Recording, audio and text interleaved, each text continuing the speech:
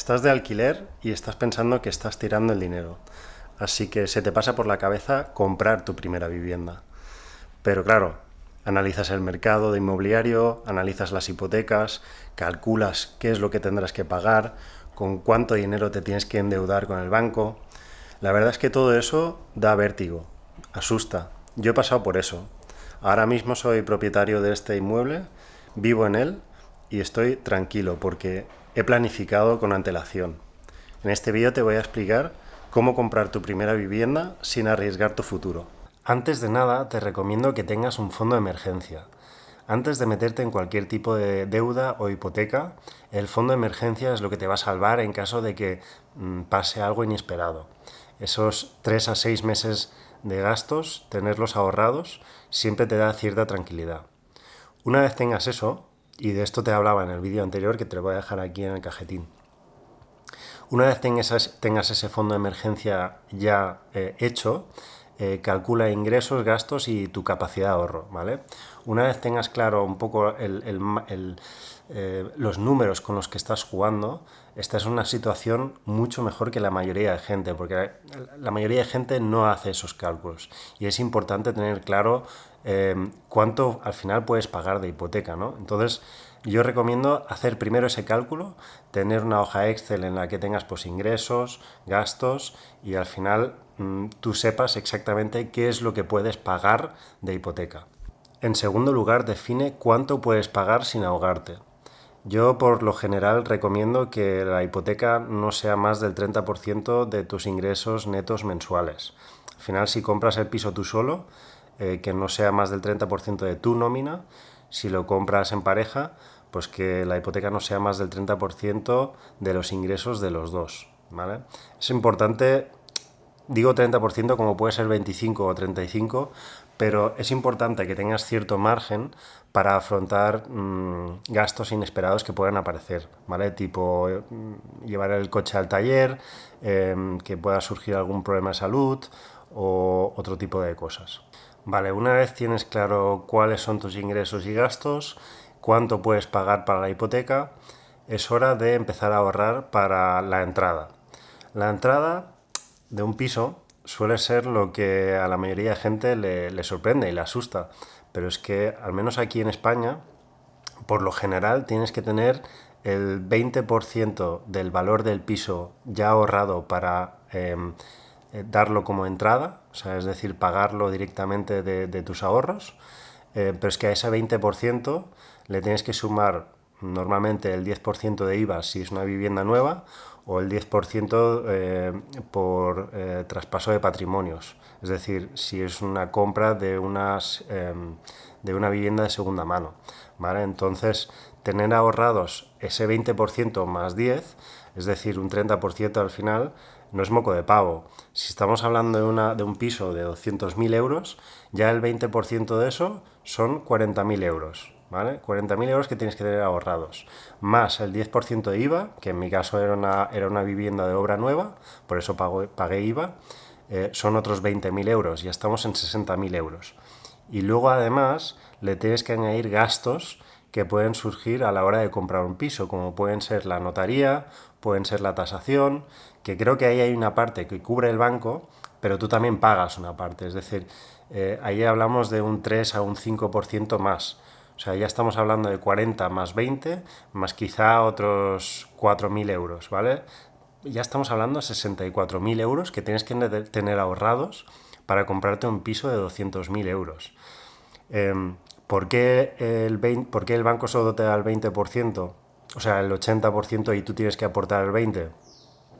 Bueno, al final es una manera de asegurar cierta liquidez del cliente, de tener una cierta confianza de que va a pagar la hipoteca.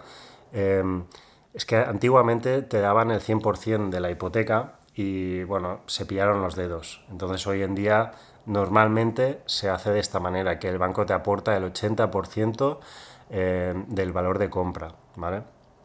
Hay casos en los que igual a veces te dan el 90%, te pueden llegar a dar el 90%, pero ya que vas a comprar y endeudarte, yo recomiendo que te esfuerces al inicio antes de comprar y ya tengas ese 20% ahorrado. Vale, ahora compara compara entidades y compara productos, porque cada banco te va a hacer una oferta distinta. Y no te quedes solo en el banco de tu confianza, en el que tienes la nómina, porque es muy probable que no te hagan la mejor oferta, ¿vale? Compara el tipo de interés que te puedan aplicar, compara si hay mucha penalización a la hora de querer amortizar, si te están poniendo muchos productos incluidos en la hipoteca, como tarjetas de crédito, seguros de vida, etcétera, etcétera. Y no te quedes con la primera oferta, ¿vale? Compara productos, porque al final esto va a ser la compra más importante de tu vida. Al final aquí yo recomiendo, o lo que ahora en retrospectiva habría hecho es coger un banco, coger una hipoteca al interés más bajo posible y que tenga las menos vinculaciones posibles. ¿Vale? Al final mi hipoteca pues está un poco ligada a tarjetas de crédito, seguros de vida, etcétera, pero yo recomiendo que tengas las menos vinculaciones posibles al más bajo interés posible. Vale, una vez tienes claro cuáles son tus gastos, tu capacidad de ahorro, tienes claro con qué banco vas a ir, qué tipo de hipoteca vas a coger, ahora es hora de calcular o ahora es hora de elegir el plazo al que vas a devolver esa hipoteca. No es lo mismo devolver una hipoteca a 10 años que a 30 años. 30 años yo diría que es el máximo que se puede firmar a una hipoteca hoy en día en España, pero está claro que si la firmas a 30 años vas a pagar más intereses que si lo pagas a 10 años. ¿Qué pasa? Que si tú devuelves un importe de 160.000 euros en 10 años o tienes que devolverlo en 10 años, vas a tener que pagar mucho más mensualmente que si lo tienes que devolver en 30 años. Pues entonces cada cosa tiene su ventaja y desventaja. Hoy en día yo creo que poca gente puede devolver una hipoteca a 10 años. Lo que yo recomiendo en este caso y lo que yo he hecho es firmar una hipoteca a 30 años y si luego veo que a medida que pasan los años mi capacidad de ingreso aumenta, pues amortizo la hipoteca y me la quito de encima antes. Creo que hoy en día lo normal es que la gente la firma a 30 años, pero acaba devolviéndola normalmente a los 15, 18 años, ¿vale? Es decir, acortan el tiempo a la mitad, básicamente. Si todos estos conceptos te parecen un poco abstractos y sigues teniendo cierto vértigo y no te quieres enfrentar a este tipo de análisis o discusiones con los bancos, también tienes la opción de asesorarte con un abogado o un experto hipotecario.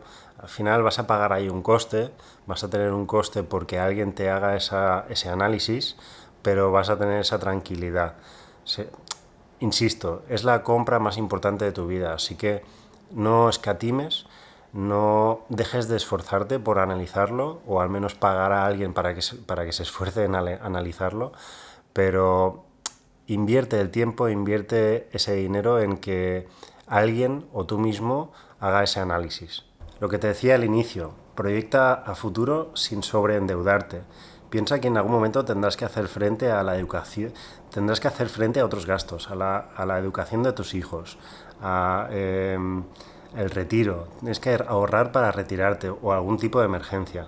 Entonces, tu hipoteca no debe impedir que tú ahorres para ese tipo de casos, ¿vale?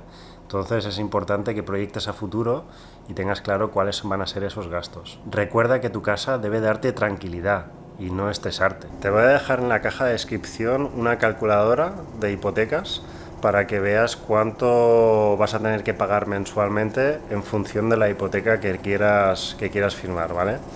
Entonces, lo dicho, perdonad que está la lavadora sonando a toda hostia. Yo he pasado por esto, ¿vale? Asusta, se hace una bola enorme, pero realmente si le dedicas el tiempo, verás que no es tan complicado y que la compra de tu primera vivienda no tiene que ser una mala experiencia y que no tienes por qué equivocarte si haces las cosas con un poco de sentido, las analizas bien y tomas las decisiones correctas, ¿vale? Sigue los pasos que te he dicho, ¿vale? Analízalo bien, ten claro qué hipoteca vas a firmar, con qué banco, qué producto, un poco a qué interés, a qué plazo. Si tienes claro todas esas cosas y tienes claro que eres una persona trabajadora y que no tiene una situación laboral inestable, no tienes por qué pasarlo mal, ¿vale? Yo he estado por ahí, yo he pasado por eso, pero se puede hacer. No es nada complicado, así que te animo a que si estás en una buena situación hagas la primera compra y siempre estás a tiempo de vender. ¿Me explico? O sea, al final las personas creen que si firmas una hipoteca estás atado de por vida con el banco, pero es que siempre estás a tiempo de vender tu casa, de vender el piso y deshacerte de la hipoteca y volver a alquiler y volver a alquilar, ¿sabes? Entonces, yo también eso me dio cierta tranquilidad, ¿sabes? Metérmelo en la cabeza. Entonces, nada, venga, os animo a que hagáis esa compra. Si ya la habéis hecho o estáis a punto de hacerla, me podéis dejar en los comentarios alguna sugerencia o alguna pregunta e intentaré responder lo antes posible, ¿vale? Así que nada, un saludo y que vaya muy bien. Hasta luego.